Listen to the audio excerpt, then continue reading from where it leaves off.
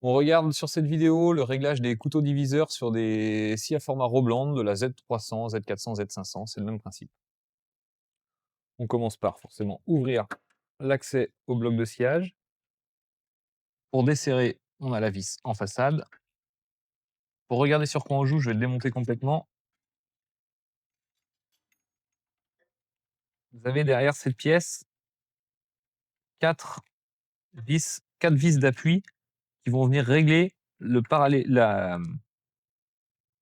l'assiette du couteau diviseur par rapport à la scie.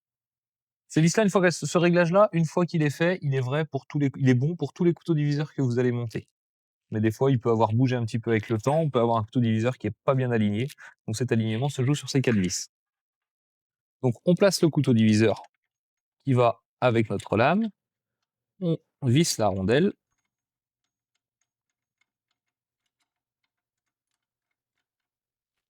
sans la bloquer.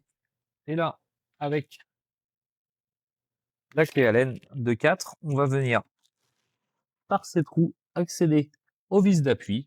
Et là, on y va très légèrement, par quart de tour. Si on est juste décalé, mais qu'on est sur le même plan, on desserre ou on serre selon les 4 vis d'exactement le même nombre de tours, en y allant par quart de tour. Ou alors, si on doit juste ramener en haut, on va venir serrer en haut, ce qui va lui mettre de l'incidence vers le haut.